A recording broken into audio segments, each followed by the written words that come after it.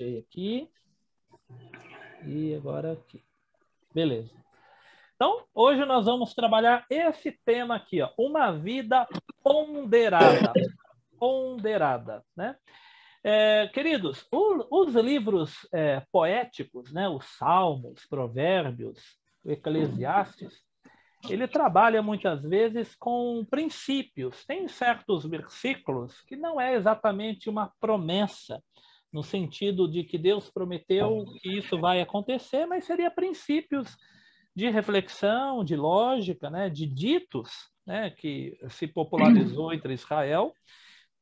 E nós vamos ver aqui hoje uma ideia que é mais um princípio, não é uma ideia assim absoluta, mas temos um princípio. E eu vou convidar vocês a responderem aqui o porquê dessas duas frases que vai fazer parte do nosso estudo de hoje de Eclesiastes, tá? Então, nós temos aqui duas frases que eu já falei para vocês que Salomão, eu não sei se ele seria convidado para pregar nas nossas igrejas. Ele já começa falando que tudo é ilusão, né? Mas ele coloca duas frases aqui que eu não sei se pegaria muito bem a gente falar assim, mas eu quero que vocês pensem por que será que a Bíblia faz esse apontamento, né? Por que será que Salomão faz esses dois apontamentos? Tem outros, mas eu vou trazer os dois aqui que eu achei mais fortes. Que primeiro é esse daqui, ó. Temos um trechinho aqui do Eclesiastes 2, 7, versículo 2, que ele diz: é melhor ir a funerais que ir a festas.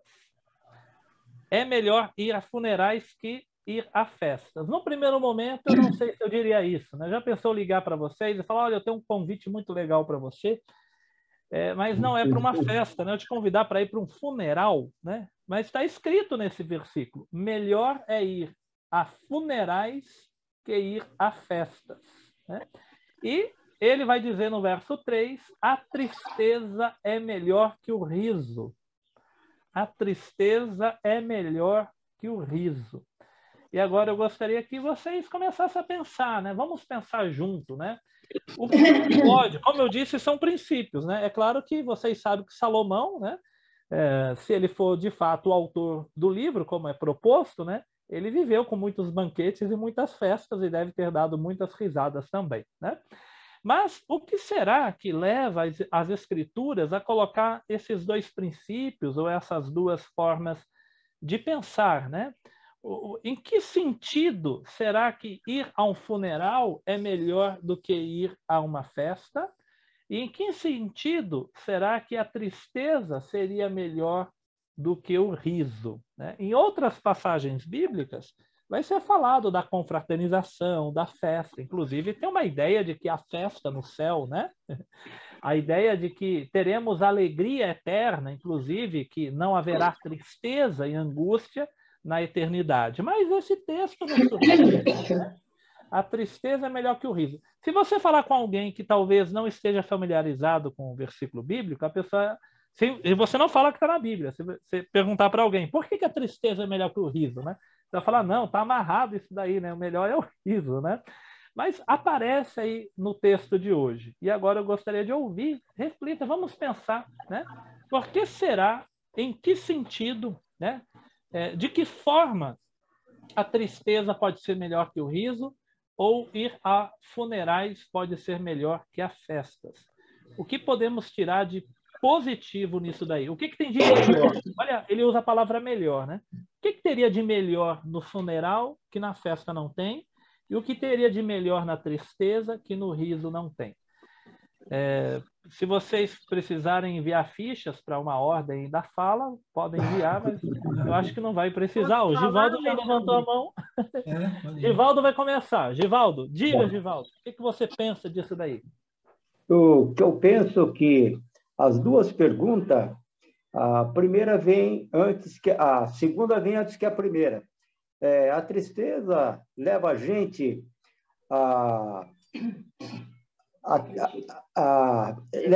leva a gente a refletir o que nós fizemos, né? E ver o que está errado e tomar um rumo certo para a nossa vida. E isso leva a gente a chegar a buscar a Deus. Na primeira pergunta, que é o funeral, neste momento do funeral, também é a mesma coisa, só que nesse caso, a gente reflete tudo que nós somos, nós vemos que nós não somos nada, né? E que amanhã nós estaremos nesse caixão também. O que nós fizemos da nossa vida? É hora de parar, refletir e falar, vamos mudar o rumo da nossa vida também, que o nosso rumo, a gente não leva nada. O nosso destino vai ser o caixão também. Vamos estar preparados para estar ao lado de Deus? Ok. Então aí, Givaldo comentou dos dois, né? Vamos lá, mas eu quero mais pessoas. O que será? Porque tem muitas coisas que a Bíblia não responde, a Bíblia joga para a gente, né? O Salomão aqui, ele não vai ficar detalhando, olha, é melhor por isso, isso, isso e isso. Ele simplesmente diz, é melhor, né? O que mais? O que nós podemos pensar aí? Quem quer falar agora é o? Silvia. Silvia, diga, Silvia. Eu vou falar bem simples, só que nesses momentos, tanto no funeral como na tristeza, você se achega mais a Deus. Você lembra mais que Deus existe. Ok. Mais alguém? A Silvia comentou rapidinho. Vamos lá. Alguém fez? Porque quer falar, eu acho, né? Não, é meio dodói mesmo. Daquela limpada na garganta, né? Para poder falar bonito, né? Vamos lá. Deixa eu dar. Mas, não, já que você falou, deixa eu falar, vai. Fala, Euridice. Eu penso que a tristeza, né? Às vezes é uma doença, é uma dor, é um momento de você pensar, né? Fazer muitas vezes uma autoanálise, se aproximar de alguém, né? Eu penso isso. Então, muitas vezes é melhor que o riso, porque às vezes você ri do nada, você ri. Muitas vezes você está feliz, claro, você ri com amigos, com tudo mais. Mas a tristeza, eu acho que deixa você crescer mais, para você procurar mais, às vezes até motivo para rir, né? Motivo para sorrir. Porque às vezes a gente sorri do que não é para sorrir, e como o funeral, né? Como o Givaldo disse, o caixão é o fim de todos. Mas a gente sabe que a nossa vida aqui é de passagem mesmo, né? Então a gente... Vamos lá, vamos fazer o melhor, né? Para a gente passar para a eternidade, né? Em glória, com glória, que Deus nos lembre, né? Nos momentos finais de nossas vidas. E o Eugênio também vai falar, né? Que eu vi ali. Deixa eu dar um testemunho vivo, presente, nesse momento, de tudo isso que está se falando aqui. Hoje pela manhã, às 6 horas da manhã, eu recebi um telefonema que um grande amigo. Faleceu? Um amigo seu, é isso? Isso mesmo. E nós temos um grupo de quase 40 pessoas que esse amigo faz parte. É um grupo secular, no qual jogávamos futebol, né? Estou falando muito baixo? Está muito baixo, eu ia falar. Espera aí. Esse melhor agora. E nós éramos um grupo, não, é um grupo de 40 pessoas, 40 amigos, um pouco mais, que jogávamos futebol. E nesse grupo, então, apareceu algumas mensagens a respeito desse amigo, algumas fotos, recordando a passagem dele com a esposa, nós todos em festa, e outros momentos também. E veio a notícia também que ele será cremado, então que às 6 horas da tarde hoje, aqui na Vila Alpina, né, estará lá sendo velado. Então, eu queria dizer o seguinte: 2 situações apareceram, várias mensagens, né, no grupo secular. E parodiando o irmão Givaldo, né, e a irmã, realmente é isso aí que vocês colocaram, né? Quando você chega, você vê que as pessoas se recordaram de tantas coisas que aconteceram ao longo desses 40, nós estamos há 50, quase 60 anos nesse grupo. Quantas coisas passaram, né? E as pessoas começaram a lembrar, então fizeram uma reflexão, muita gente fez reflexão da nossa idade hoje com relação ao que aconteceu com ele. Fizeram mensagens reflexivas, né, sobre o que é a vida, o que nos espera daqui para frente, como devemos agir, isso do ponto de vista do caixão, da reflexão do futuro. E a reflexão do passado é somente dizer, ver por onde nós passamos. E a diferença entre a festa e o caixão, eu entendo que seja o seguinte: na festa você simplesmente fica alegre porque você está vivendo aquele presente momento, não está pensando em absolutamente nada, está vivendo o presente e o mundo, aquilo que o mundo oferece, muitas vezes, né? Dependendo das circunstâncias. E o caixão realmente é a reflexão, como também, né? Vi aquela primeira foto, né, da pessoa sentada, olhando por nada, né? Está refletindo, né? Tá refletindo sobre a vida. E uma coisa interessante, realmente, quando nós estamos tristes, magoados, a tendência é nós nos esvaziarmos, ficarmos muito humildes, ficarmos realmente em um estado de quinose. E isto faz com que nós nos aproximemos de Deus muito mais nesses momentos do que em outros, né? No momento de festa. No momento de festa, nós estamos ali. Isso aí. Ok, então, eu só queria dizer que o momento é triste hoje. Mas, enfim, confio em Deus e orando pela família, que já fizemos isso hoje, para que realmente eles se confortem, né? Tenham conforto. Então, a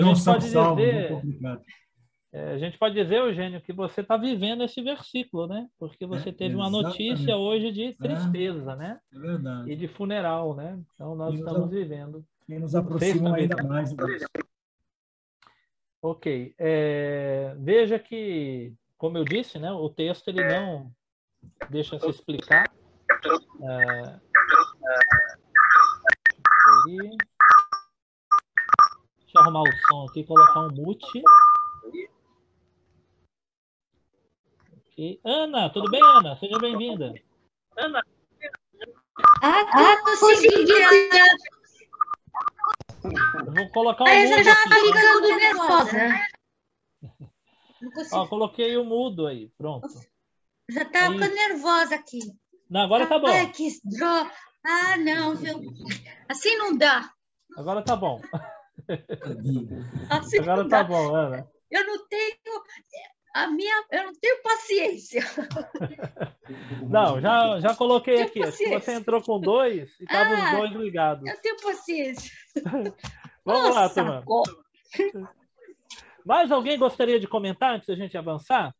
O que teria de melhor? Lembrem-se eu não tenho paciência. A Ana Paula vai falar.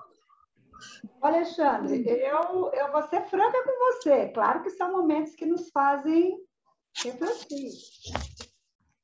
Também acabei de enterrar uma pessoa querida agora faz poucos dias, semana passada. Eu não consigo ver, sinceramente, mesmo sendo um funeral cristão, que a gente acredita que a pessoa está com Deus, você até usa isso para te consolar. Mas eu não consigo ver nisso, aonde que um funeral ele realmente é melhor que uma festa. Eu estou tentando viver aquele momento e imaginar onde que aquilo pode ser melhor que uma festa. E eu não consigo sentir. E olha que foi o funeral de uma pessoa que eu sei que é cristã. E eu também ontem eu estava conversando com uma pessoa e eu perguntei, né? Eu falei, por que você acha que a tristeza é melhor que o riso? A pessoa falou, mas eu não acho que a tristeza é melhor que o riso. Aí eu falei, mas é um versículo da Bíblia. Então não sabia. Mas veja, né? Evidentemente que em muitos momentos o próprio Deus é aquele que faz rir, né? Como no caso de Abraão com Sara e tal, né? Mas a gente tem que pegar aqui o espírito do Eclesiastes, né? O Celso já vai falar, mas lembrem daquela pregação do pastor Fernando, que eu achei muito interessante, né? Que ele leu um poema da Cecília Meirelles, né? Que diz ou isto ou aquilo, né? Então, se eu guardo dinheiro, não compro doce. Se compro doce, não tenho mais o dinheiro, né? E aí ele vai desenvolvendo todo o poema, né? Na verdade, né, eu entendo que o Salomão está tentando encontrar, talvez, ali algo que possa existir de melhor nesse momento, né? E talvez nós tivemos alguns indicadores aqui, que lá na frente vai aparecer de novo. Mas, no primeiro momento, é um desafio a gente pensar. Como o filósofo disse, né, então é um dos livros de sabedoria, o que a gente tem que fazer é o que está no título da lição. Ponderar, para pensar o que ele quis dizer com esse negócio, né? Vamos ver se o Celso nos dá um esclarecimento aí, irmão Celso. Celso, ajuda a gente aí, que o texto hoje é mais difícil, hein? Não, é assim, eu lembrei de Paulo. Quando eu estou forte, quando eu me sinto forte, aí eu estou fraco. E justamente quando eu estou fraco, quando eu me sinto fraco, eu estou forte. No contexto em que, na verdade, quando eu estou fraco, eu preciso mais de Deus e me aproximo mais. E esses momentos de tristeza ou dessas dificuldades, ou mesmo a questão de um sepultamento de uma pessoa próxima, você está mais vulnerável, você está mais frágil, né? Então, você está mais reflexivo, você está mais aberto a ouvir, né? Então, eu acho que a citação nesse poema, em Eclesiastes, justamente está mais nessa linha, né? Que, é claro, eu prefiro ficar num sepultamento do que ficar numa festa. Na verdade, você está, na verdade, ali. Numa festa, na verdade, você está ali gozando daquele momento com as pessoas que você tem amizade ou tem ligações, e, na verdade, você não está muito preocupado ali pensando em... Por quê? Porque aquele momento não te permite isso, né? Eu acho que o raciocínio é um pouco nessa linha. Ok, então todos falaram um pouquinho aí, né? Ou quase todos. Me parece, nós vamos ver depois aí, me parece que talvez a ideia esteja de fato, né? Aqui dentro do título da aula, que é a ponderação, né? Que seria momentos de reflexão. Me parece, nós vamos ver depois, né? Que o momento da... Eu vou colocar um mute geral aqui, só porque às vezes o som foge, tá? Depois, se alguém precisar falar, abre o microfone, tá? Eu coloquei o mute geral só para o som não ficar vazando. Então, me parece que no momento de festejo, né, você não para muito para fazer reflexões, né? Até porque esse não é o momento disso, né?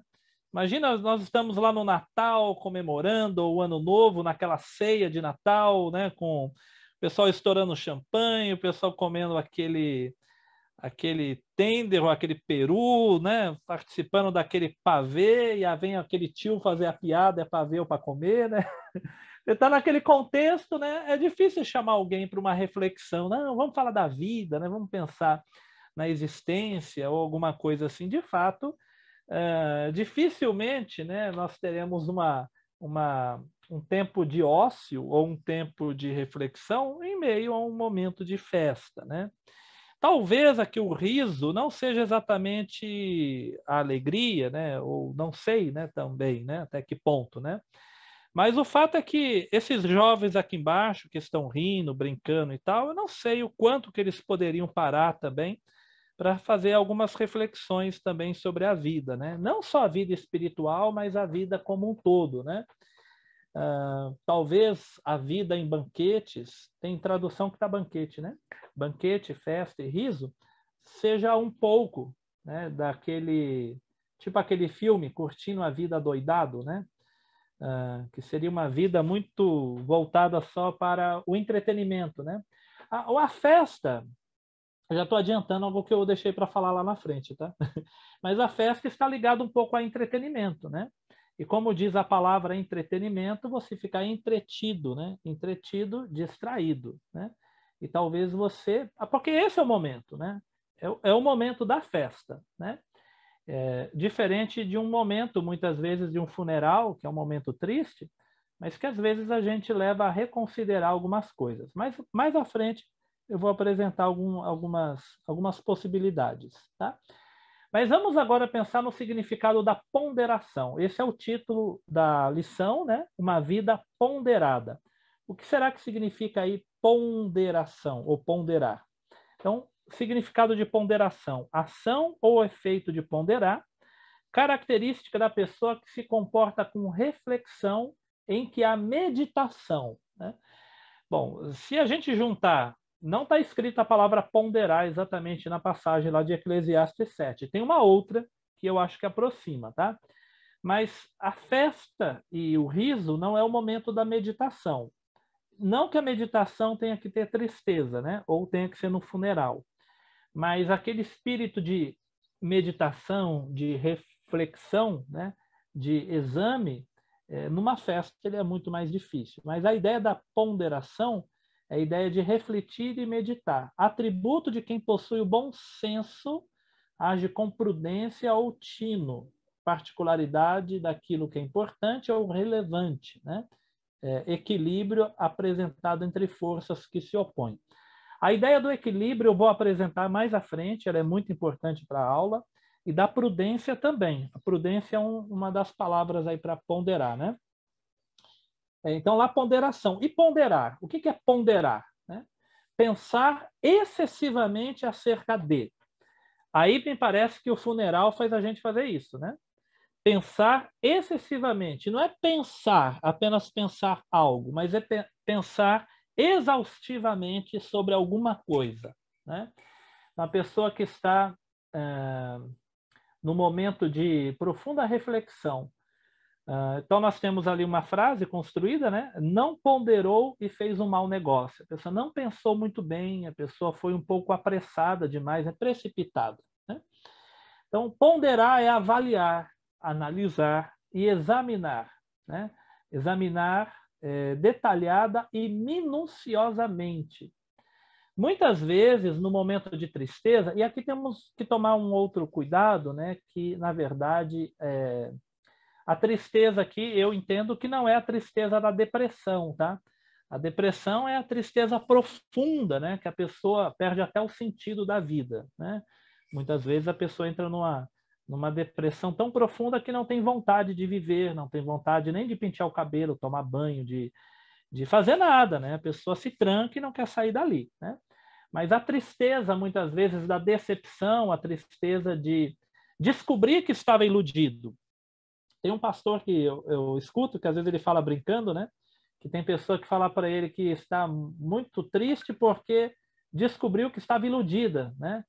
E a pessoa falou, estou desiludida e estou triste. Eu falei, então esse é um motivo de alegria, não é tristeza, porque a ilusão acabou a fantasia, né? Então agora você vai ver o real, né? Então, às vezes, no momento de tristeza, né, você acaba revendo, refletindo algumas coisas da vida e te permite talvez um olhar mais minucioso, mais detalhado. Então, ponderava as desvantagens do cargo, ponderou ao chefe as vantagens da contratação. Então, no sentido de avaliar, né? Então, nessa frase a gente poderia trocar ali o ponderava por analisou, avaliou, né? Então, ponderava as desvantagens, analisava, avaliava as desvantagens de assumir um cargo. Ponderou, né? Analisou para o chefe, né? As vantagens da contratação, né? Então, você fez um exame, né? Eu acho muito interessante a palavra exame, que é de examinar, né? Eu fiz um exame médico, né? O médico vai me examinar. Ele vai olhar com detalhes para descobrir a causa de uma doença, de um determinado problema. Então, ponderar está ligado à ideia de fazer um exame exaustivo e detalhado de alguma coisa. Mencionar ou argumentar a favor de alguma coisa, ponderava as razões da demissão e tal. E aqui, olha, né, a aula não é sobre a tristeza, tá? Eu coloquei ali, tem mais coisas que Salomão fala, tá? É que a tristeza e o funeral parece que é um momento que é propício à ponderação, mas não tem que estar no funeral para ponderar. E parece que diminui a chance da ponderação durante um ato de festa e de riso, né? Mas não necessariamente tem que estar preso a isso. Eu coloquei esse versículo aqui, ó. Vocês se lembram dessa passagem bíblica? Naquela mesma noite apareceu Deus a Salomão e lhe disse: pede-me o que queres que eu te dê. Já pensou que experiência sensacional? E aí eu que coloco a pergunta, você responderia prontamente? Né? Então, a sua resposta, já vou pedir agora, ou você falar, não, peraí, calma, deixa eu pensar um pouco o que eu vou pedir, né? É claro que aqui na passagem bíblica tudo se passa em um sonho, né? Então parece que Salomão está respondendo ali, as coisas estão acontecendo em um sonho. Mas imagina alguém que te faça uma pergunta, né? Fala assim, olha, eu estou disposto a fazer uma coisa por você, você vai me pedir, eu vou fazer. Você seria muito apressado em responder? Olha, isso é um exercício, né? Eu entendo que é um exercício. Eu recebi esses dias uma proposta muito interessante e eu quase disse não na hora, mas eu tenho tentado exercer a ponderação, né? Curiosamente, é uma experiência também. Em outro tempo, eu já diria não, não quero porque não tem a ver comigo, mas eu tenho tentado aprender a não responder logo de cara sim ou não, mas parar e pensar um pouco antes de responder, né? Isso é o ponderar, você parar e analisar.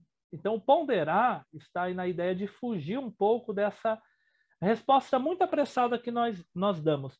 Quem estava aqui na semana passada, naquela apresentação do professor Everton, né? Estava a Ana Paula, o Fernando, acho que o Givaldo, a Eurides, o Eugênio, tinha um pessoal que estava.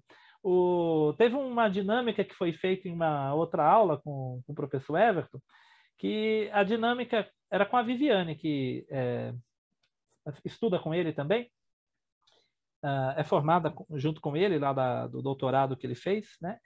Ela fez um exercício conosco que era para ouvir o outro. Você perguntava para o outro quais são os seus sonhos, né?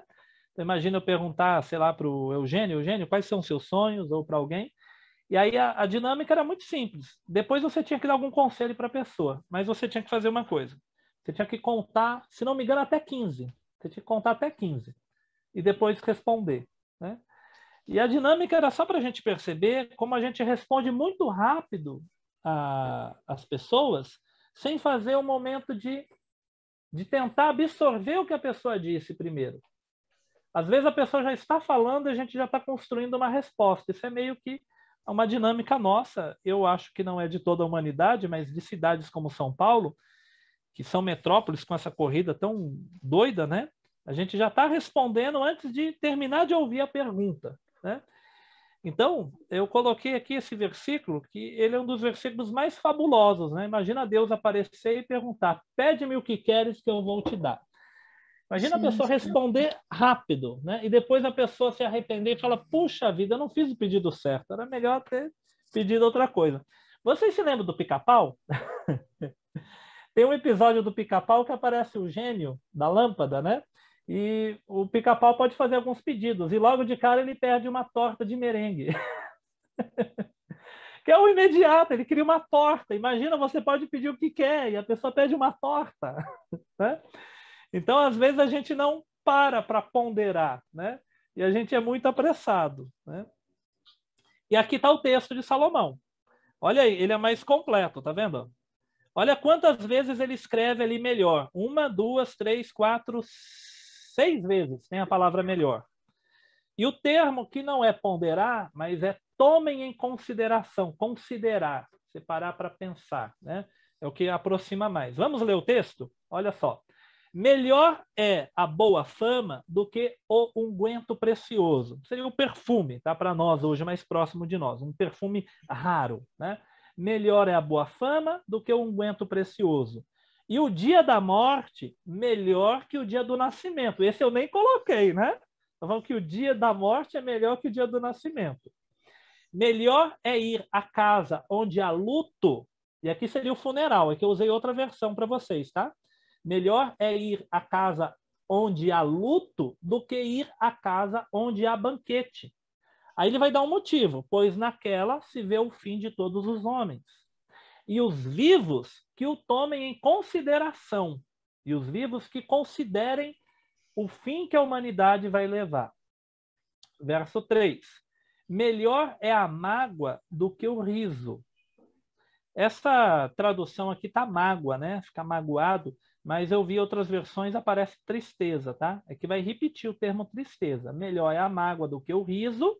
Por quê? Então ele vai juntar aí a ideia da mágoa com a tristeza. Porque a tristeza do rosto se faz melhor o coração. Olha esse filósofo aí, eu não sei se a gente ia levar na nossa igreja, tá? Ele está falando que para o coração ficar melhor, fica um pouquinho triste que o coração vai se fazer, né? Ele tem uma ideia aí do coração sendo feito, né? Porque com a tristeza do rosto se faz melhor o coração. O coração dos sábios está na casa do luto, mas o dos insensatos na casa da alegria. Melhor é ouvir a repreensão do sábio do que ouvir a canção do insensato. Tem outra versão que vai dizer que a canção do insensato é o elogio que você recebe, tá?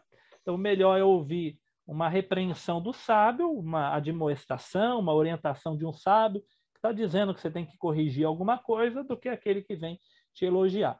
É curioso o texto, né? Ele vai trabalhar, é um texto poético, ele vai trabalhar melhor é isso que aquilo, melhor é isso que aquilo. Veja aí 6 vezes a palavra ou frases construindo isto é melhor do que aquilo, tá?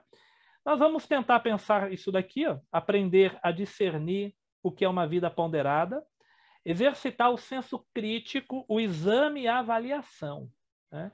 Então, a nossa ideia da aula é que a gente sejamos pessoas que possam exercitar melhor um senso crítico diante da vida, né? Conseguir examinar melhor, parar para fazer exames, examinar. Examinar é uma palavra muito profunda, né?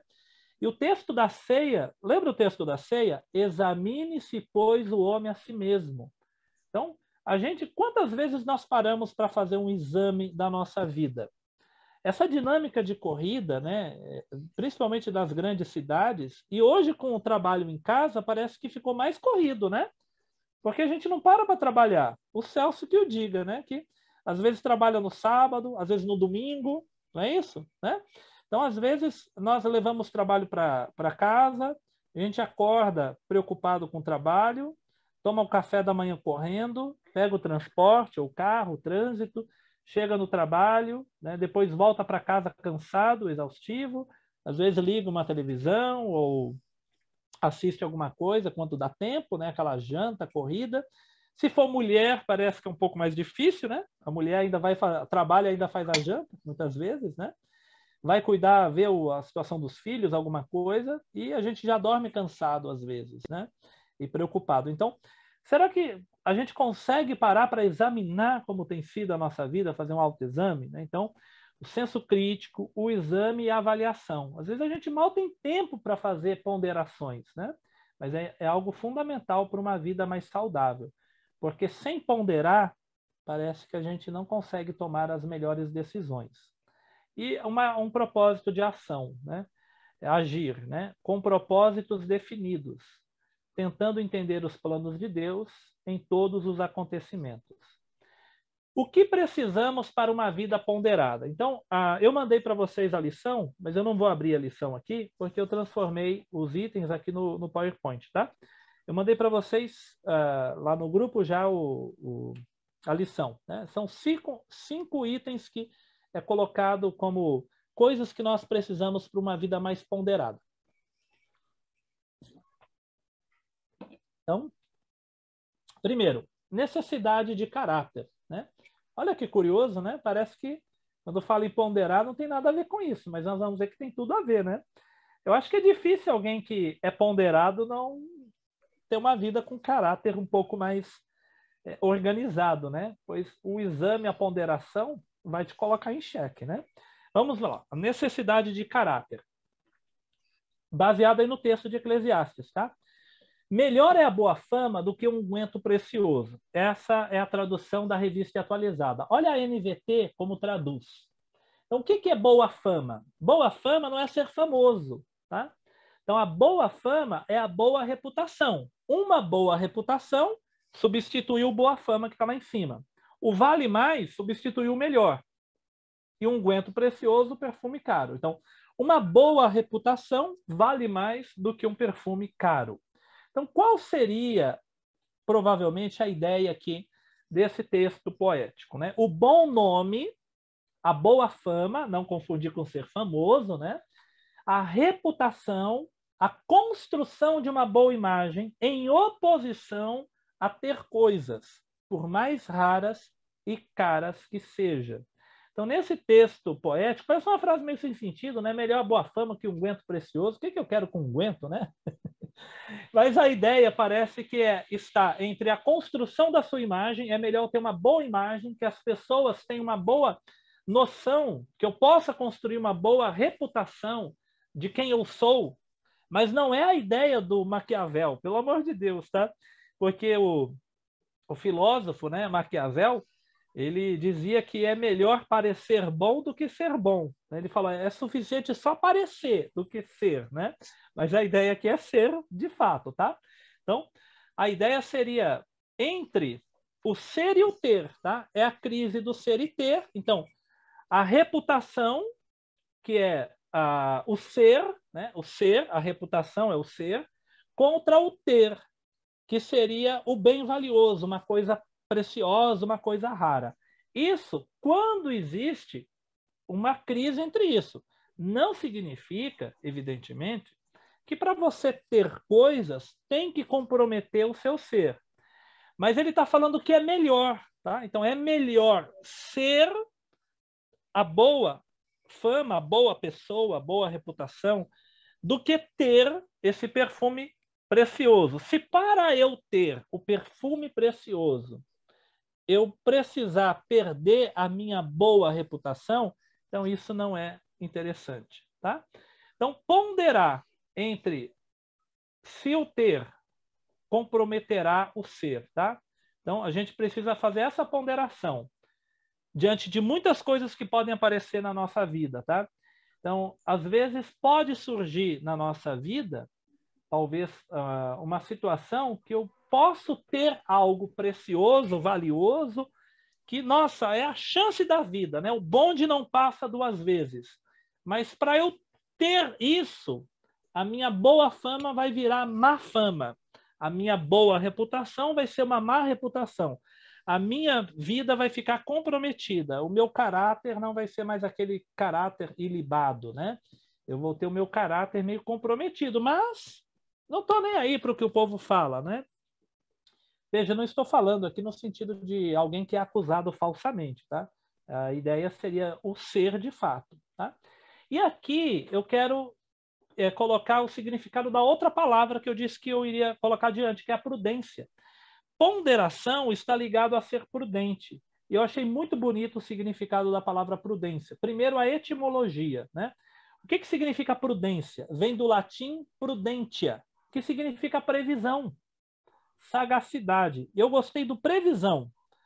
Um encurtamento de providentia, derivado de providere, que é olhar adiante, preparar e antecipar, formada pela palavra prai, que é antes, e vedere, que é ver. Então, é ver antes. É meio que um vidente, né? O vidente não no sentido bíblico. Vocês sabem que os profetas eles já foram chamados de videntes na Bíblia, tá?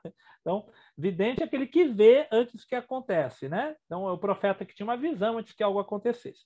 Então, a ideia aqui da prudência é a ideia de alguém que não é nada místico, tá? Mas alguém que para e pondera. Se eu fizer isso, pode acontecer aquilo. Então, não vou fazer. Não vou fazer. Se eu tomar essa postura, eu já estou antecipando o que pode acontecer. Então, a ponderação está ligada à prudência. E prudência é você conseguir antecipar o que pode acontecer, mas você só consegue antecipar se você parar e pensar. Se eu tomar essa atitude, vai desencadear esse evento que pode fazer com que isso aconteça. Isso pode comprometer o meu nome. Percebe que a ideia do perfume raro e da boa fama? Eu posso perder a minha boa fama se eu agir de tal forma. Eu posso comprometer o meu nome, eu posso comprometer a minha imagem. Então, a proposta é muito boa, mas eu vou recusar, não vou aceitar. Isso é muito interessante financeiramente, iria me dar um prestígio. Ainda que alguém fale, olha, mas ninguém vai ficar sabendo, mas a pessoa para e fala, não, mas eu estou olhando adiante, eu estou antecipando. Um bom exemplo de prudência é o jogo de xadrez, né? O jogo de xadrez é um jogo de antecipação.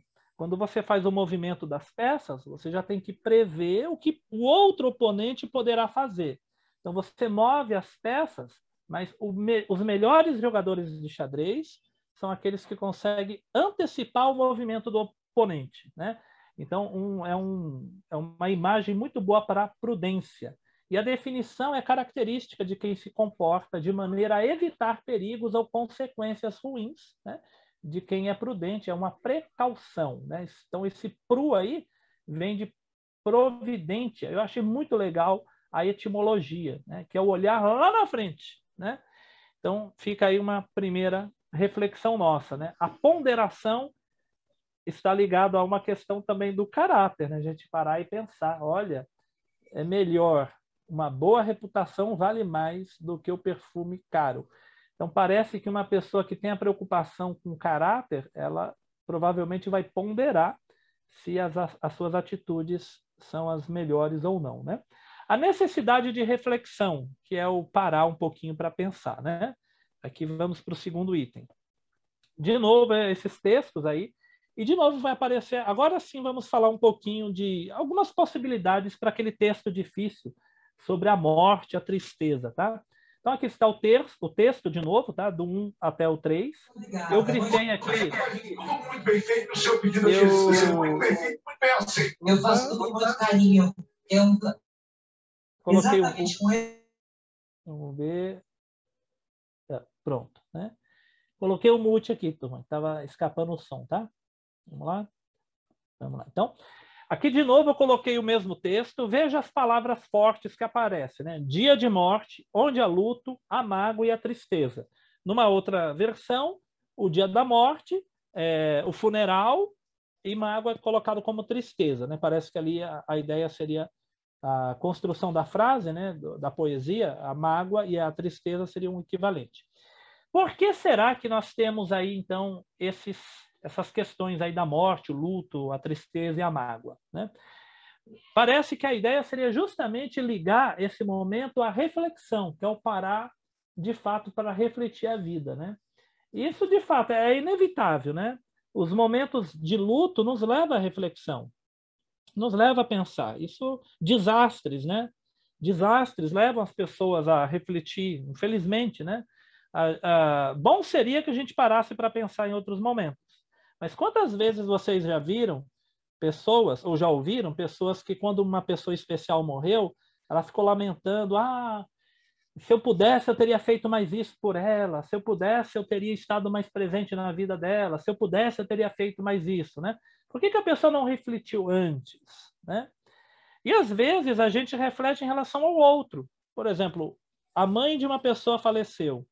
A gente para e fala, puxa vida, né? A vida, passa assim. Eu preciso visitar mais a minha mãe, né? O esposo ou a esposa de alguém faleceu. Puxa vida, né? A vida é tão rara, tão curta. Eu preciso dar mais atenção à minha esposa, ao meu esposo, ou coisas assim do tipo, né? Então vamos pensar algumas possibilidades, né? Então, reflexão requer tempo. Eu já tinha mencionado isso, né? Que é o exame. E parece que é uma coisa que hoje fica muito difícil. Nesse mundo corrido, cada vez mais parece que as pessoas só param para pensar na hora da morte. Parece que a gente corre, não é isso? Corre, trabalhando, estudando,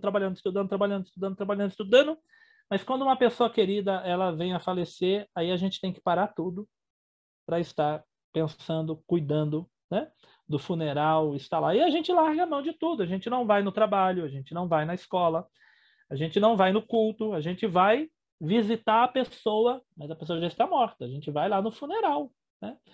Então, nós estamos num mundo tão corrido, não sei se na época de Salomão era assim, né? Com certeza era menos, mas reflexão requer tempo. Isso é verdade. Reflexão, exame requer tempo. Eu fiquei decepcionado com a última médica para quem eu levei alguns exames. Eu fiz alguns exames e eu tive algumas alterações, assim, questões de pressão, algumas questões assim de açúcar e tal, né? De glicose e tal, tudo um pouco no limite ali e tal, né? Eu pensei que a médica vai me dar alguns conselhos, algumas orientações e tal, né? Porque eu dei uma olhada nos exames. A médica que me atendeu, ela me atendeu acho que em 2 minutos, né? Ela olhou muito rápido os exames, não mencionou o que eu vi que estava um pouco anormal. Ela só falou assim, continua tomando o mesmo remédio, né? Aí eu falei, doutor, eu vi que tem isso, isso e isso. Aí ela olhou de novo e falou, é verdade, né? É só corrigir a alimentação. Então, ela falou tão rápido que eu não tive a sensação que ela examinou, percebe, né? Então, a gente entende que o examinar, requer olhar com detalhes, ou um olhar mais acurado, né? E uma vida de ponderação requer tempo, requer momentos para parar. O pastor Fernando trouxe uma mensagem na quarta-feira, eu estava ouvindo depois, né?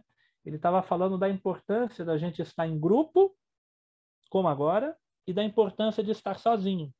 É importante ter momentos no coletivo e momentos sozinho, para a gente parar e pensar, né? O momento você e você, né? Podemos considerar o morrer em Cristo, pensando nessa questão do morrer, né? Então, primeira coisa que eu estou pensando aqui do texto de Salomão, é um momento que a gente para. Então, aconteceu a morte, o luto, é um momento que a gente para e pensa, né? A morte, apesar de Salomão não estar pensando em Jesus, né? Jesus não havia se manifesto ainda, né? O Cristo não havia se manifesto ainda, né? Não tinha o Novo Testamento, mas tá na Bíblia lá o livro, então nós temos uma realidade talvez pós-morte, depois que Salomão vai falar, né? Que vamos prestar conta diante de Deus e tal. Mas pegando na nossa visão cristã, nós podemos considerar o morrer em Cristo, que foi lembrado pela maioria de vocês, né? Olha o que Paulo diz. Porquanto, para mim, o viver é Cristo e o morrer é lucro. Paulo fala, se eu morrer, eu estou no lucro. Viver é Cristo e o morrer é lucro. Tem uma expectativa espiritual eterna, né? Alguns até entendem que aqui, o dia da morte é melhor que o dia do nascimento, pois se eu morrer em Cristo, com Cristo estarei para sempre, né? Enquanto que eu nasci, eu ainda tenho toda uma vida de lutas e pelejas aí para passar.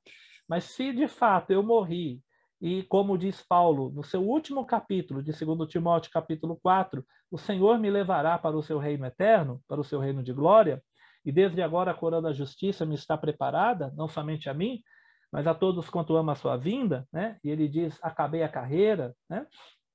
Então, por isso que Paulo diz, o morrer é lucro. Então, eu morri, estou no lucro. Meu sofrimento nessa existência terminou. Mas enquanto eu viver, com Cristo eu vivo. Não é desligar da existência, né? Não é aquele morrer é lucro, portanto eu só vou, como diz o Raul Seixas, né, ficar sentado esperando a morte chegar. Não, né? Mas eu faço durante a vida. Mas quando eu morrer, eu estou no lucro, pois com Cristo estarei para sempre. Então podemos considerar também isso como uma verdade aí da ética cristã. 2.3 ainda, pensando. Diante da morte, refletimos sobre o valor da vida, a brevidade da vida, o modo como temos tratado a nossa vida e as nossas relações. Não é isso, numa experiência de morte? Ou quando alguém tem uma experiência de quase morte, ou quando você está diante da morte de alguém. Nós não pensamos nisso, que a morte é inevitável? Todos vamos morrer. Como diz o Mário Sérgio Cortella, eu não quero, mas eu vou. Eu não quero, mas eu vou. Todos vamos morrer. A morte é inevitável. Mas a gente não pensa na morte, né? A morte para a gente é uma coisa assustadora, né? Minha mãe não gosta nem de falar, se você falar alguma coisa relacionada à morte. As pessoas não gostam de pensar na morte. Mas diante da morte, nós pensamos e lembramos que o fim da vida, para não falar morte, né, é inevitável. A morte vai acontecer para todos. E é quando nós vemos que alguém morreu que a gente pensa, a vida é breve. A vida passa no estalo de dedo. Mas a vida é única. Fulano viveu, foi um pastor, foi um trabalhador, foi alguém que trabalhou aqui comigo. Puxa vida, né? Estava todos os dias aqui, não faltava no trabalho, foi um exemplo de marido, de pai, ou o contrário, né? Puxa vida, a pessoa poderia ter tratado melhor os seus filhos, os seus entes queridos. A vida é única. Quando alguém morre, nós pensamos justamente aquele indivíduo, aquela pessoa, aquele ser, né, de impressão digital única, aquela pessoa única, a vida dela acabou. A vida é única. Ela é preciosa. Cada um tem a sua vida, a sua forma de lidar, e ela é uma. A vida é preciosa. Ela é valiosa e ela é breve. Parece que, infelizmente, é uma curiosidade, né, mas diante do fim da vida, percebemos o seu grande valor. Parece que nós valorizamos mais a vida quando nós vemos o fim de uma vida. Parece que nós valorizamos mais a vida quando vemos o fim de uma vida. E aí nós paramos muitas vezes para pensar, como que eu tenho tratado a minha vida? Será que às vezes alguém até não pensa em cuidar melhor da saúde? Olha, fulano morreu de diabetes, né? Teve uma complicação por causa da diabetes, ou um problema cardíaco. Quantas pessoas às vezes não pensam, puxa, será que eu não estou com esse problema? Será que eu não preciso cuidar melhor da minha vida? Né? Às vezes as relações, né? Às vezes, igual eu falei da mãe ou do pai que vem a falecer, ou de um filho, isso não nos deixa tocado, a gente pensa assim, puxa vida, como eu tenho tratado meu filho, e se fosse meu filho? E se fosse a minha mãe? Então parece que diante da morte, a gente reflete sobre o valor das nossas relações, como a gente tem tratado a nossa existência na relação com o próximo e o cuidado conosco mesmo, tá? Sobre a reflexão, porque aí não é só a questão da morte, mas é a questão de pensar, a questão de refletir, né? Eu vou colocar aqui mais 2 versículos agora ditos por Jesus, tá? Olha a importância da reflexão em 2 passagens aqui, agora pensando em ditos de Jesus. Lucas 14, 28, calma que eu pulei, já mostrei o outro, né? Lucas 14, 28 a 30. Pois qual de vós, pretendendo construir uma torre, não se assenta primeiro para calcular as despesas e verificar se tem os meios para concluir? Grifa essa palavra aí, ó. Se assenta, tem que sentar. Refletir requer tempo, tem que sentar. Sentar, calcular e verificar. É examinar. Você quer construir uma torre? Para aí. Quanto que eu vou gastar? Quanto tempo vai demorar? O que eu preciso? Para não suceder que, tendo lançado os alicerces e não podendo acabar, todos os que virem zombem dele, dizendo, este homem começou a construir e não pôde acabar. Eu acho extremamente interessante essa lógica. Você tem que sentar, parar, calcular e ver, eu posso fazer isso. E aqui Jesus mostra outro exemplo. É o mesmo capítulo, tá na sequência. Ou qual é o rei que, indo para combater outro rei, não se assenta, assentar de novo, se assenta primeiro para calcular se com 10.000 homens poderá enfrentar o que vem contra ele com 10.000. Caso contrário, estando outro ainda longe. Então você tem que pensar, lembra da prudência? Você vê com antecipação. Caso contrário, estando outro ainda longe, você envia uma embaixada e negocia a paz, pois vai ser a melhor saída. Então, qual é o rei? Vamos entrar em guerra? Calma aí. Quantos soldados eu tenho? Você tem 10.000. E o seu oponente? Tem 20.000. Será que a gente consegue vencer essa guerra? Melhor negociar a paz. Então, vamos enviar uma embaixada enquanto o outro está longe, porque se o outro descobrir que eu tenho 10.000, ele não vai querer negociar a paz, né? Então, se assenta, pensa e calcula primeiro antes de agir. Isso é reflexão, parar para refletir. Terceiro, necessidade de ouvir bons conselhos. Se conselho fosse bom, lembra do ditado popular? Se conselho fosse bom, ninguém dava, vendia, né? Mas será que a Bíblia ensina isso? Vamos ver o que diz 2 versículos de Provérbios, da sabedoria também, né? Não havendo sábia direção, cai o povo, mas na multidão de conselheiros a segurança. Como eu disse, gente, são princípios, né?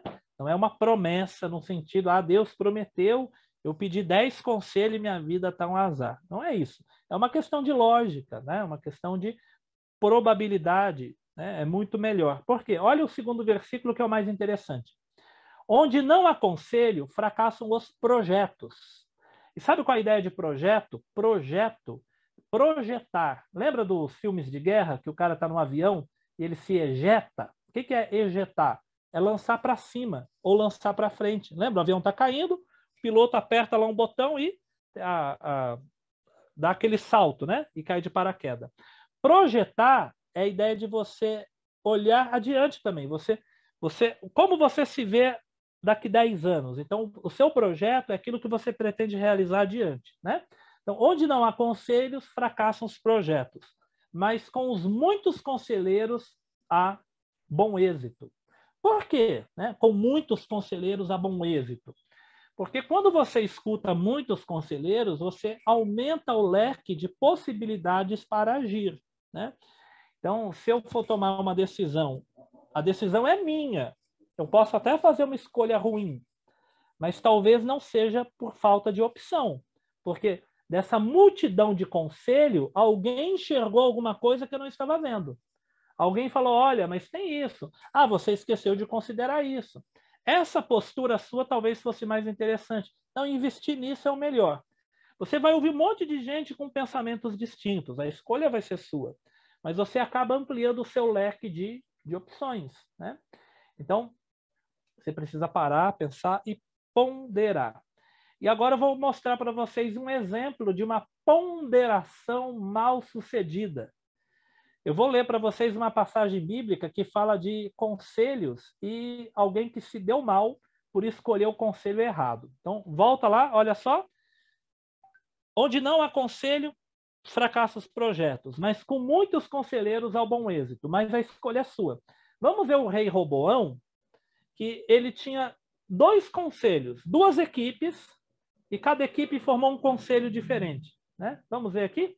Então, 1 Reis 12, versículo 1 a seguir, eu já grifei aí a palavra conselho e para quem lhe pediu conselho, né?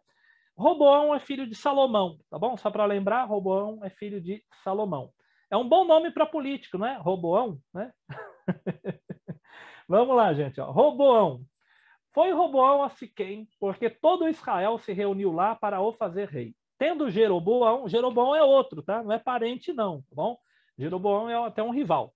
Tendo Jeroboão, filho de Nebate, ouvido isso, pois estava ainda no Egito, para onde fugira da presença do rei Salomão, onde habitava, e de onde o mandaram chamar. Veio com toda a congregação de Israel a Roboão e lhe falaram, teu pai, então aqui o povo está falando para o Roboão, teu pai fez pesado o nosso jugo, agora, pois, alivia a tua dura servidão de teu pai e o seu pesado jugo que nos impôs, e nós te serviremos. Ele lhes respondeu, ide-vos, e após 3 dias voltai a mim. E o povo se foi. Aqui Roboão foi muito inteligente, né? O povo fez uma proposta e ele falou, volta daqui 3 dias, eu vou pensar no que vocês disseram. Então, ponderar, refletir, pensar, se aconselhar. Parece que está indo tudo bem, né? Verso 6. Tomou o rei Roboão conselho com os homens idosos que estiveram na presença de Salomão, seu pai, enquanto este ainda vivia, dizendo, como aconselhais que se responda a este povo? Então lhes disseram, se hoje te tornares servos deste povo, parece até uma visão democrática, né? Apesar que seria anacrônico dizer, né? Porque na visão democrática nós temos o rei servindo o povo e não o povo servindo o rei. E eles estão dizendo exatamente isso. Se você se tornar servo do povo e os servires, e atendendo falares boas palavras, eles se farão seus servos para sempre. Então, sirva o povo agora, atenda o que o povo pede, que o povo, em contrapartida, vai te atender também. Então, primeiro conselho.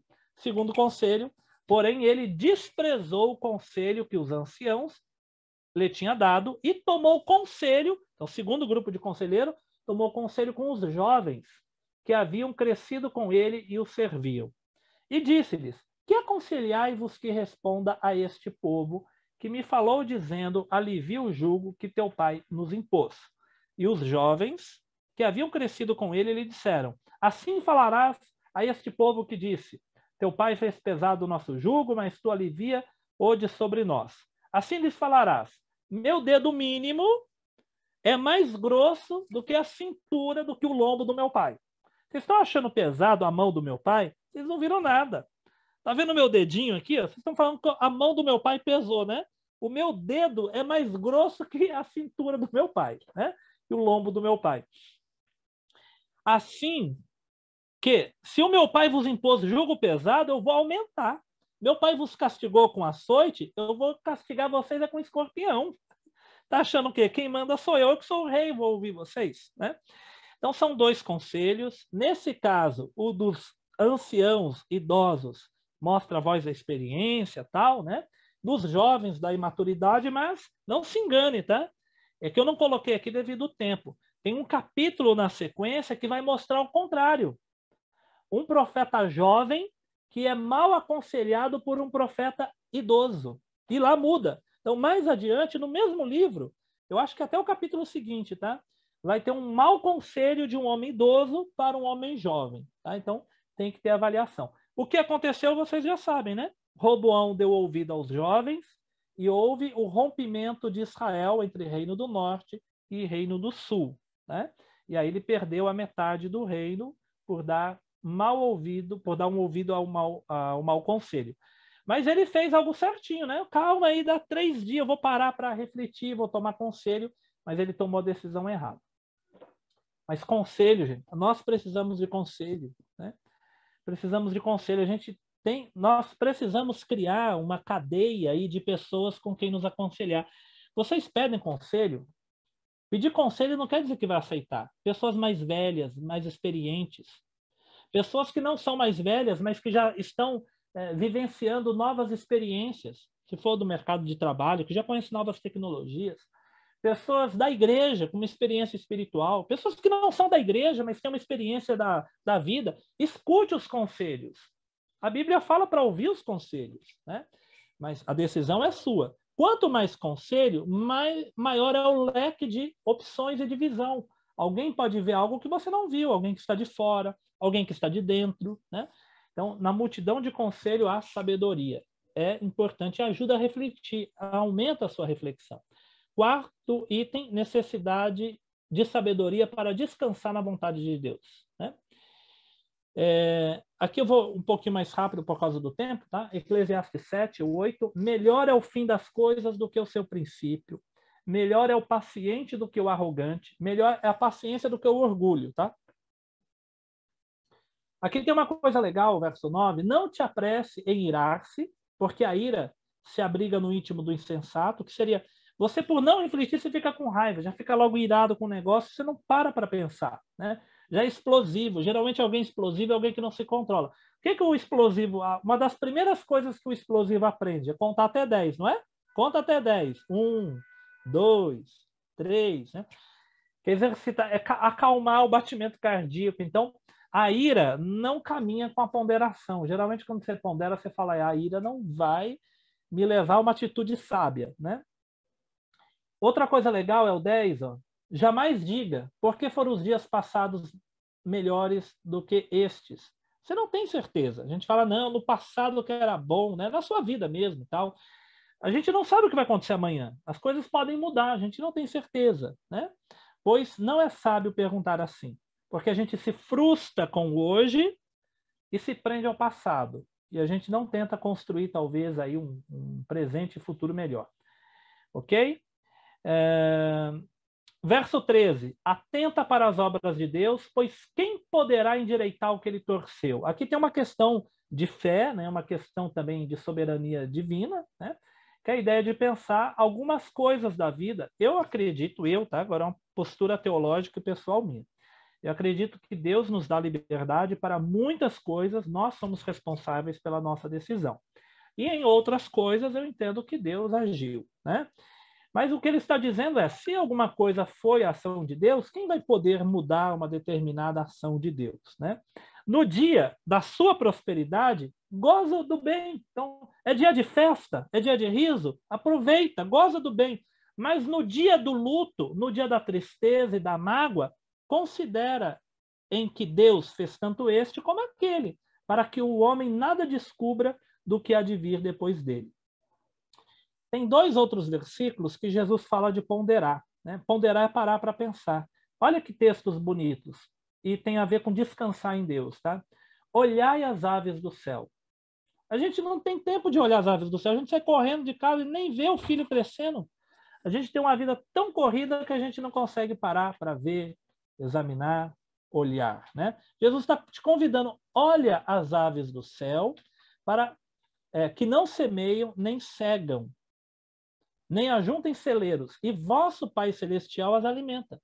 Não tendes vós muito mais valor do que elas? Então nós temos aqui um descanso, um descansar em Deus. Olha as aves do céu. Elas estão plantando? Estão trabalhando? Não, né? Então, descansa. Se Deus ele sustenta as aves do céu, quanto mais vocês, homens de pequena fé. De novo, ele convida a olhar. E quanto ao vestuário? Por que vocês andam solícitos? Olhai para os lírios do campo. Como eles crescem, não trabalham nem fiam, e nem Salomão, em toda a sua glória, se vestiu assim, né? E várias outras coisas, né? Eu gosto de refletir sobre a criança. Então, quem tem filho pequenininho aí? Vocês têm filhos pequenos?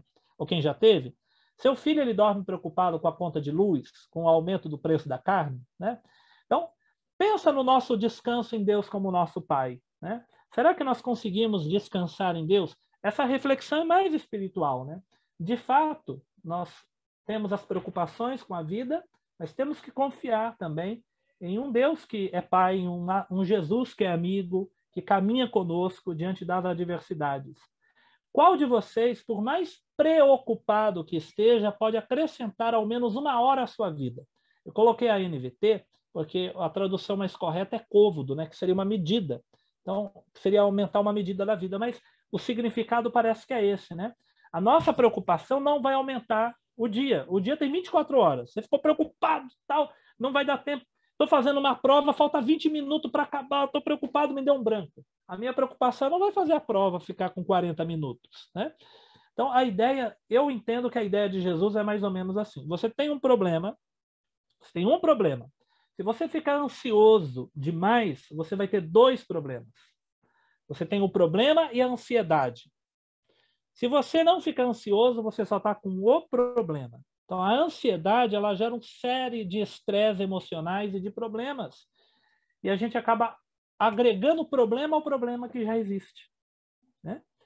Ok? Então, a preocupação é a junção da palavra pré com a palavra ocupação. A nossa mente se ocupa com coisas que nem aconteceram e talvez nem aconteça. Faça uma experiência. Quantas coisas você ficou aflito e preocupado e depois nem aconteceu? Às vezes até acontece. Mas às vezes a gente se preocupa com coisas que nem aconteceram ainda, né? Então, não é a ideia de alguém que não é responsável, tá? Não é fugir da responsabilidade. Mas esse Jesus é aquele que vai dizer, basta a cada dia o seu mal. Então, tem mal que vai acontecer amanhã. E você já trouxe o mal que você vai se preocupar amanhã para hoje, né? Basta a cada dia o seu mal. Sem sabedoria para descansar em Deus, nós vivemos a impaciência, a ira, a gente fica nervoso, fica irado, e a gente reclama muito, a gente murmura muito. Mas quando a gente tem uma reflexão em um Deus provedor, a gente tem uma paciência maior, a gente entrega a nossa ira nas mãos de Deus, Ele é o justo juiz, e a gente não murmura confiando que Ele é aquele que nos dirige. E, por fim, a necessidade de viver com moderação. Viva com moderação. Não é beba com moderação, tá? É viva com moderação, tá? Aqui também em Eclesiastes, esse texto é muito difícil também. Ó. Não vai dar tempo de explicar, vou deixar o texto mais difícil para vocês pesquisarem, tá? Esse texto é difícil, gente. Ó, eu vou falar rapidinho, ó. Ó, esse texto, o Fernando vai ficar coçando a garganta aí. Esse texto é difícil, hein, Fernando? Tudo isto vi nos dias da minha vaidade. Há justo que perece na sua justiça, perverso que prolonga o seu dia na perversidade. Não seja demasiadamente justo, nem exageradamente sábio, porque te destruirias a ti mesmo, né? Não seja demasiadamente perverso, nem seja louco, porque morreria fora do tempo.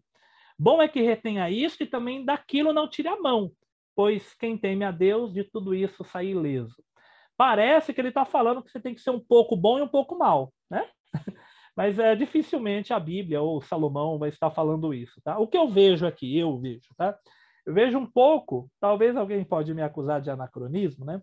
Mas eu vejo um pouco do que pensou Aristóteles. Aristóteles disse que a virtude ela tem que ser equilibrada. Se a virtude não for equilibrada, ela vira um excesso, e o excesso é um vício.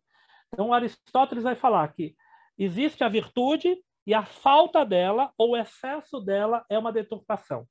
E eu vou alguns exemplos para vocês. Essa imagem eu acho muito legal. Virtude é como a corda do violão, precisa da tensão correta.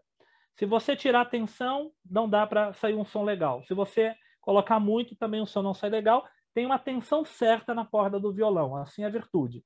Então, virtude versus o vício, por exemplo, medo versus pânico, né? O medo, nós diríamos que o medo é ruim. Não, o ruim é o pânico, né?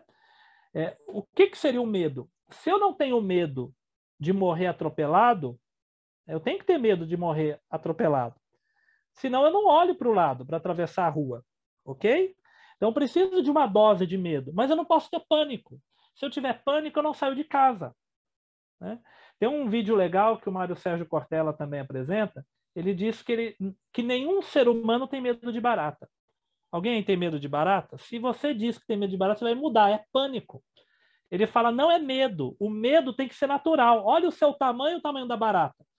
Ele fala que ele nunca achou. Se alguém já achou, diga aqui depois. Vocês já acharam um ser humano que morreu quando enfrentou uma barata? A barata atacou ele e matou ele? Não, mas quantos seres humanos já mataram barata? Então ele fala, então é muito desproporcional. Isso é pânico, não é medo. Então o pânico te paralisa, te deixa sem ação. O medo é positivo. O medo te leva a uma ação ponderada. Por que eu vou ponderar? Porque eu sei que se eu fizer isso, eu posso me dar mal. Eu coloquei outros exemplos aqui, ó. Paciência e preguiça. A paciência é uma virtude. Se a gente não tomar cuidado, vira preguiça. Então, o medo pode ser muito bom, porque o medo te leva a ponderar. Eu preciso usar máscara e álcool em gel para evitar a contaminação, né, do Covid. Então, o medo me leva a tomar cuidado, né? Eu vou deixar meu filho de 8 anos, 6 anos, sair sozinho na rua para ir na padaria? Não, porque eu tenho um medo, né?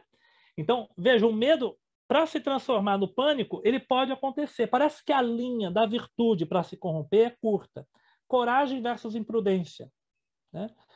A coragem é uma virtude, mas uma pessoa que desce uma ladeira 100 por hora, numa bicicleta, sem nenhum equipamento de segurança, ele é corajoso ou é imprudente, né?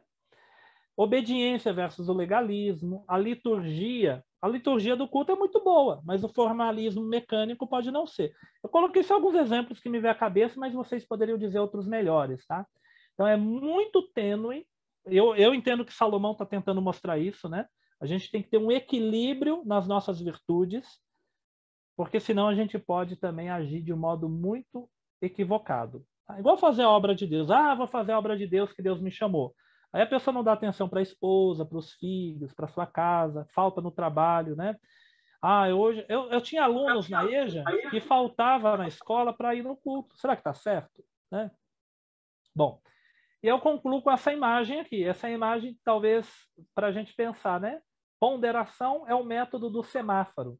Há momentos para parar, há momentos para refletir e há momentos para seguir. Pare, pense, se organize e depois você segue em frente, né? Então essas são as lições de uma vida ponderada, tá bom? Então encerramos aí a aula.